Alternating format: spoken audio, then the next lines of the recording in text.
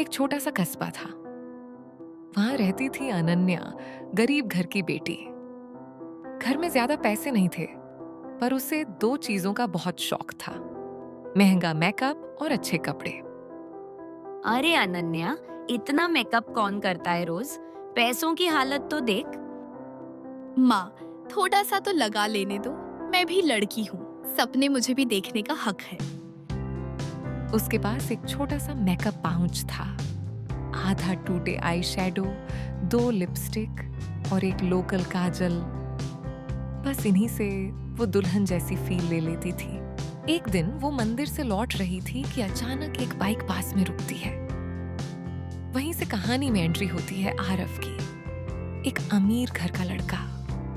Excuse me, आपका दुपट्टा tyre में फंस रहा है, ध्यान रखिए। ओह, थैंक यू। बस वहीं से बात शुरू हुई। कभी सड़क पर मिलना, कभी लाइब्रेरी में। धीरे धीरे उनकी बातचीत दोस्ती में बदली, और दोस्ती प्यार में।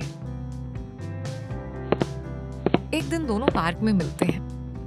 आप हमेशा हल्का सा मेकअप करती हैं, क्लासी लगता है। क्लासी नहीं, मजबूरी है। मजबूरी? शौक बड़े हैं, पर हालात छोटे। शौक कभी छोटे नहीं होते, बस सही समय का इंतजार करते हैं।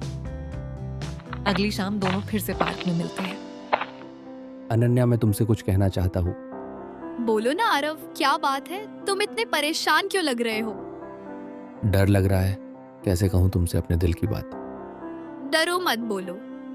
मैं तुम्हें पसंद करने लगा हूँ और तुमसे शादी भी करना चाहता हूँ। अगर तुम्हारे घर वालों ने मुझे अपनाया नहीं तो मैं लड़ूंगा, क्योंकि प्यार मैं कर रहा हूँ, समाज नहीं। कुछ दिनों की लंबी इंतजार के बाद वो दोनों फिर मिलते और फाइनली आज दोनों एक दूसरे के जीवन साथी बनने का निश्चय करते हैं। अनन्या, मैं नहीं चाहता कि तुम जिंदगी भर चीजों से समझौता करो। क्या तुम मेरी पत्नी बनोगी?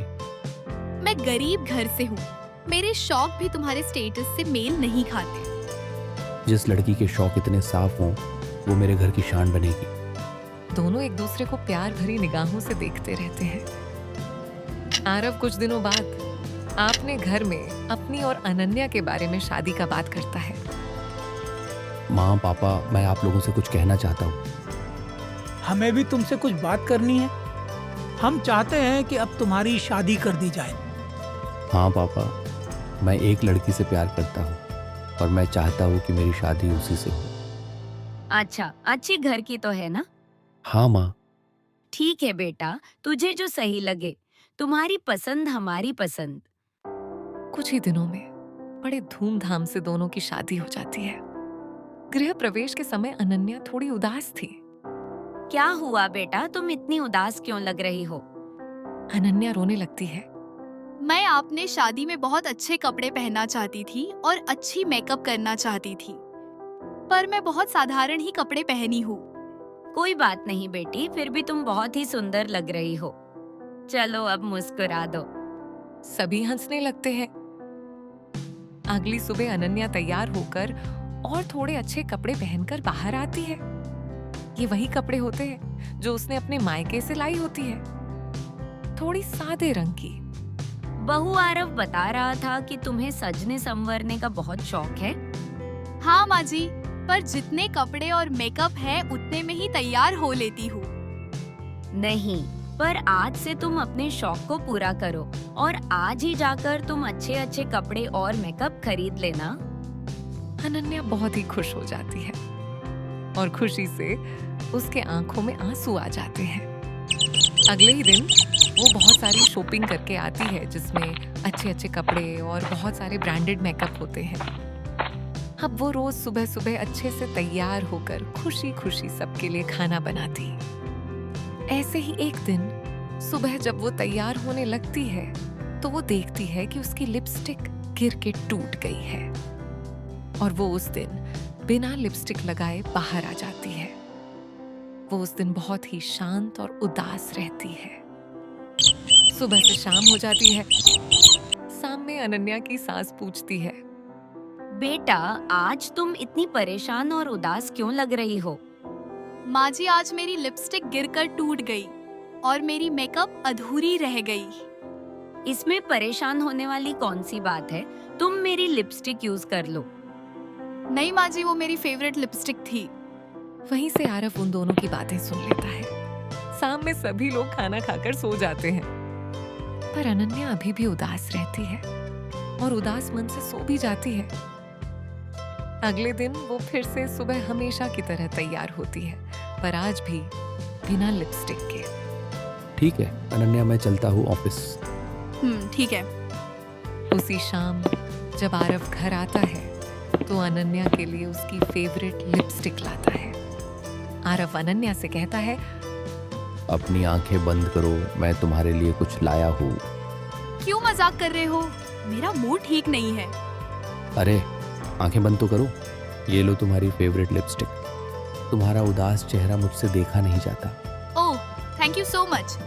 पता है, पहले मैं चीजों का सपना देखती थी, अब समझ आ रहा है कि इंसान ज्यादा जरूरी होता है। और मुझे लगता है कि तुम्हारी मुस्कान से महंगा आज तक कुछ नहीं खरीदा। ऐसे ही कुछ दिन तक ये सिलसिला चलता है। ज्यादा मेकअप करने से उसका चेहरा खराब होने लगता है। एक दिन सुबह जब वो मेकअप करने लगती है तो वो देखती है कि उसके चेहरे पर लाल लाल दाना हो गया है, जो खुजली भी दे रहा है। अरे, ये क्या हो रहा है मुझे? मेरा चेहरा तो खराब हो रहा। उसी वक्त उसकी सास उसके कमरे में आती है और पूछती है, ये क्या हो गया बेटा? पता नहीं माँ जी, मेरा चेहरा जल रहा है। चलो जल्दी, मैं तुम्हें डॉक्टर के पास लेकर चलती हूँ। दोनों तुरंत ही डॉक्टर के पास जाते हैं। अनन्या को देखने के बाद डॉक्टर बोलती है, ये प्रॉब्लम तब होती है जब मेकअप ज़्यादा यूज़ किया जाता है, तो आप मेकअप कम ही यूज़ करें और कभी-कभी ही इस्तेमाल में लाएं। मैं समझ गई। अब मेकअप तभी इस्तेमाल करूंगी जब कहीं बाहर जाना हो। जी हाँ, बिल्कुल सही समझा आपने। दोनों घर वापस आती है। अब अनन्या समझ जाती है कि शौक पूरा करना अच्छी बात है, पर सेहत को ध्यान में रखना सबसे ज्यादा महत्वपूर्ण होता है। अब वो सुबह तैयार तो होती है, पर बहुत कम मेकअप यूज करती है, जिससे उसका चेहरा भी खराब नहीं होता। ऐसी ही फनी और धमाकेदार स्टोरी के लिए सब्सक्राइब कीजिए मेरे चैनल को। और हाँ, आप भी अपनी मजेदार स्टोरी कमेंट में लिख सकते हैं। मैं नेक्स्ट वीडियो आपकी स्टोरी पर बनाऊंगी।